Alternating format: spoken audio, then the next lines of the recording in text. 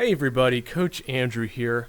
Today's video is a little bit abnormal compared to what I would typically post on this channel for the business coaching playlist. But I am going to put this in the business coaching playlist because if you are someone who watches channels like mine because you want information about things like branding and marketing and sales and you're trying to learn how to grow your online business and how to become a high performer, you should also be aware of the things that I'm about to tell you, especially if you're someone who considers themselves in the market, or you might be looking to invest in a course or hire a coach or buy any type of online education. Because what I'm going to talk about today is fake gurus, right? Namely, there's a channel I stumbled upon a few weeks ago that's really great called CoffeeZilla. And the guy who runs the channel basically just digs into people who consider themselves experts and have huge YouTube channels and make millions of dollars selling online courses, usually courses about making money online. And so there's a pretty large noticeable slippery slope here, and there are some things that I think should be talked about. And I'm not just talking about online courses. I think CoffeeZilla said, and I read a comment, or he said it in one of his videos, that he namely goes after people who sell online courses. But I also want to state for the record that as a business coach, as a high-performance business coach and a life coach, there are people doing that in the coaching industry as well. There are a lot of coaches out there who, call themselves business coaches, and they basically say that they're going to teach you how to grow a business, how to make a ton of money online. They don't always really tell you how, and they're not always explicit about what their coaching program contains, and a lot of these coaches end up just putting you into a Facebook group or a membership site, which is basically just a course or it's group coaching. A lot of them don't actually do one-to-one coaching like I do. So yes, I am a coach. Yes, I coach mostly entrepreneurs, so that is a disclaimer. I have some bias. I'm not trying to self-promote here, and I'm going to try to be as fair as possible, but I specifically want to talk about in this video the online education industry as a whole, including courses and coaches, what I think of it, what's wrong with it, what needs to change. I want to talk a little bit about these gurus and things that you can look out for to help you avoid buying a course or a coaching program that's not going to work for you, and just kind of give you my overall opinion on CoffeeZilla and what I think the future has in store for online education. So first things first, online education is a good thing. By and large, it is a good thing. It's a great thing. It's a revolution in the education industry. You look at things like Uber and Spotify, social media, all of these big things that have been happening in the last 20 to 30 years have been revolutionizing all of these industries. And of course, there are problems with things like Uber. I'm pretty sure a lot of taxi drivers lost their jobs in New York City. There's lots of things that are being left behind when change happens this quick. And I think there needs to be some type of governing body paying attention to that, right? But it's no secret that colleges and universities and even public education is not as effective as it used to be in dealing with modern day situations and circumstances. I myself have a $45,000 bachelor's degree in exercise science, and I'm a CSCS. I still do some strength and conditioning training for local sports teams with high schools. I still have some in-person training clients at my private home studio.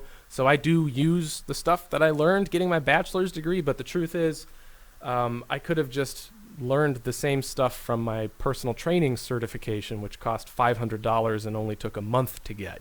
I don't really need a degree to be self-employed as a strength coach, as a trainer, as a life coach, or as a business coach. And the fitness stuff, the fitness instruction and coaching is only about 10 to 15% of my revenue now. So it really, my degree hasn't paid for itself. And I know lots of other people who have degrees that,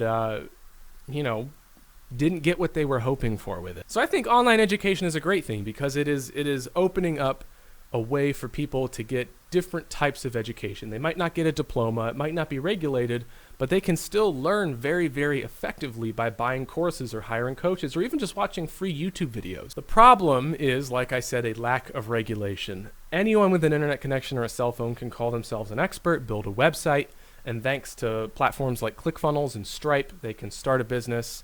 They can go on Swift Filings or LegalZoom. They can have a 100% legitimate business done in a week with a bank account ready to take credit cards, and they can make it look 100% legitimate.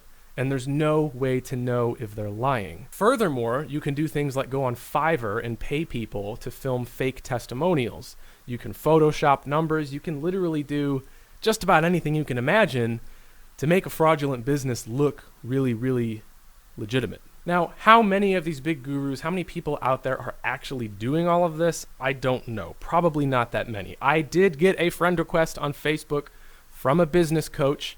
I get these friend requests probably every other day. There's so many business coaches on Facebook. It's crazy. Once you get in the market, it's a flood of advertisements and people. I'm sure some of you know. But one of them friend requested me. His picture looked really weird, so I clicked on his profile, went to his website, and he had a clearly photoshopped picture of himself holding a microphone speaking in front of an audience. And the audience was, no joke, if you looked closely, it was 100% photoshopped.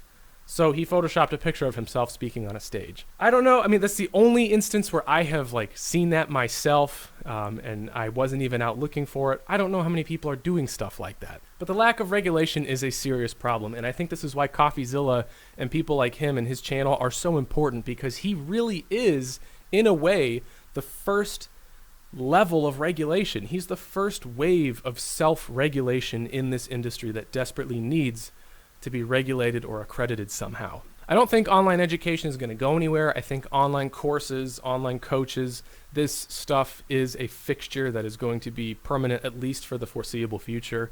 I know lots of people who have gotten amazing results with courses and coaches, myself included. I have hired 2 different business coaches over the course of my career. I've also hired a life coach and a spirituality coach. I've spent over $20,000 on business coaching alone. And I can confidently say that if I hadn't spent that money and invested in those business coaches, I wouldn't have my own office. I wouldn't have 2 coaching companies. I wouldn't be doing what I'm doing. And I can wholeheartedly say that there are really great coaches out there and really great courses out there that make everything easier. Something I see a lot of people say is, well, if the information is available for free on Google or YouTube, why would you buy a course? Why would you hire a coach when you can just learn it yourself? And that's a totally valid statement. The only thing I have to say to that is not everyone can do that at the same pace. In fact, I would argue 98% of people, if they hire a coach or buy a course, they will learn the information and implement it quicker than if they try to do it on their own. I tried to teach myself business for the first entire year of running my fitness coaching business. I just watched tutorials, I took notes on YouTube videos, and I tried to do it on my own. I failed miserably. I lost $7,000 my first year of business. Then I paid $5,000 for my first business coaching program, and I actually made a profit because he gave me a process. And this is the benchmark for a good course or a coaching program. Okay, here it is. Because those of you who think that you should just learn everything on your own, that's okay. But if you're going to hire a course or hire a coach because you want to do things quicker, this is what you should look for. The most important thing you should look for with a course or a coach is that it gives you a process, right? Because if you want to learn how to build a business from A to Z, you're going to have to watch a lot of YouTube videos. You're going to have to read a lot of articles, and you're going to have to post questions on a lot of forums to answer things that you don't quite understand. A good course, and a good coach especially, has a process. They take all of the information you need, they package it chronologically, neatly, and in an organized fashion, and then they give you a process to follow. Step 1, Step 2, Step 3, Step 4. And in addition to that, they should have some type of metric for tracking accountability and progress. They should have progress checks. They should have weekly coaching calls or daily coaching calls. They should have check-ins. They should have some type of platform or even a private Facebook group or a membership site somewhere where you can establish a base connection with the rest of the community, or if it's just one-to-one with the coach. And they should have a system in place that they can clearly explain to you. Here's the first thing we're going to do. Once that's done, we're going to do this. And then the third thing is this. And then the fourth thing is this. Every week, we're going to do this. Every month, we're going to do this. We're going to keep track of these numbers. And if you have questions, here's how you ask them to me. It should be laid out like that. A good course or a good coach will be able to explain their process to you like that. And that's where the value is. The value isn't in the information that you could get anywhere else on the internet.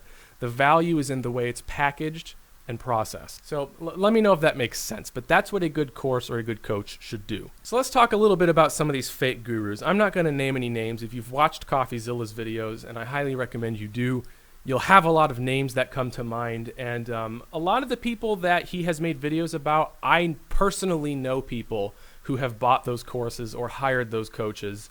I go to lots of seminars and conferences. In fact, just over a year ago, like 14 months ago, I was in New York City, and I met 3 different people who were high-ticket closers. And I know a couple of them are no longer doing high-ticket closing. They're not pursuing it. I don't know why. I haven't talked to them in about a year, but I follow them on Instagram, and I know that they're no longer pursuing a career in sales. So whatever they learned from High Ticket Closer Academy, maybe it didn't serve them. I'm not really sure. But I do know a couple closers who are doing really good and running their own teams. So it's a mixed bag with any of these guys, I think. The ones who are faking numbers, faking testimonials, and running legitimate scams in the past, like some of these guys are running offers that are, selling fake cures to diseases. That's horrible. I despise that. I have nothing to say really about those guys. But I can tell you right now, one big red flag to look out for if you're going to hire a coach or buy a course, and that is the messaging in the marketing. So as soon as you click one of these guys' videos, or if you look at one of their ads for more than 10 seconds, congratulations, you are in the algorithm. You are going to see them for the rest of your life, unless you tell Google to stop showing them to you. But these ads, if they're standing in front of a Lamborghini, if they're walking through a mansion, if they're waving wads of cash or getting on a private jet, or they're on a yacht or something, the messaging is obvious. They are trying to appeal to people who desperately want wealth and don't have it. Marketing like that is super, super effective against people who have emotional, unhealthy attachments to material wealth and possessions. People like that are emotionally vulnerable. They really, really want wealth. They want to have nice things, and they're jealous. And the entire point of marketing like that and messaging like that is to get people who don't have what you have to compare themselves to you. I want to try to say this in the nicest, most tactful way possible, but people who see advertisements like that where people are just flaunting their wealth and they like it and they trust the person because of that, they're just not smart. And unfortunately, there's a lot of people who don't know any better who are going to buy those courses because the guy has a Lamborghini. But the truth is, the fact that you have a Lamborghini or a mansion does not mean that you have found a way to make a really good course. It doesn't mean that you have great customer service. It doesn't mean that your product works or does what you say it does. It literally probably only means that you just found a way to make a lot of money, and that could have nothing to do with the course or the offer that you're promoting. But that's the power of the internet. Anyone with a phone can make a brand and create videos and messaging that positions them a certain way to give off a certain type of message. And there's really no way to verify any of these claims that these people make. Another thing that's really important to point out is that advertisements like that, where people are just waving cash around and flaunting their wealth, are meant to do one thing. And that one thing is to maximize profits. They are trying to extract the largest amount of profit from the advertisement as possible, which again makes sense. Is it ethical in this particular industry? That's debatable. But people who use authentic messaging and run advertisements where they're not flaunting cash, they're not flaunting material possessions, but they're actually trying to speak to the client's needs and desires and explaining their process, that type of marketing is focused on finding the right kind of client, right? If you see a coach or a course that is giving a very specific message for a very specific person and is also giving you lots of ways to disqualify yourself, like, if you're not this person, if you're not willing to invest $2,000, if you're not entirely sure about your niche, don't apply. If you see stuff like that, that's a good sign, because that person knows that there are people who are not a good fit for their program. When you start seeing messaging like how to build a business even if you have no skills, even if you have no experience, even if you have no money, messaging like that is a really bad sign, because it means that those people are just trying to cast a really wide net and catch as many fish as possible. They don't care if you fail or succeed. They just want your money. They want to maximize profits. They want to maximize the number of people who are buying from that advertisement. It's the same thing with the messaging. If you're waving around wads of cash or showing off a Lamborghini, you're just trying to get as much attention as possible so that you can make as many sales as possible. Two really important ways to also identify if a course or a coach is legitimate is to pay attention to their selection standards and, like I said before, their process. And the best way to identify this is when you're talking to someone on a sales call. Maybe they sell their product straight from a sales page. If they do, this can be harder to figure out, but you could also email their customer service, ask them some simple questions, or ask to talk to somebody. But a lot of people who are selling high-ticket items do phone sales. So you're going to end up scheduling a phone call with someone. And this is where you can really quickly figure out if they're legitimate or not. First of all, a coach who works very intimately with his clients and gives one-to-one attention to each client is probably going to take the phone calls themselves. There are exceptions where people literally have too many clients.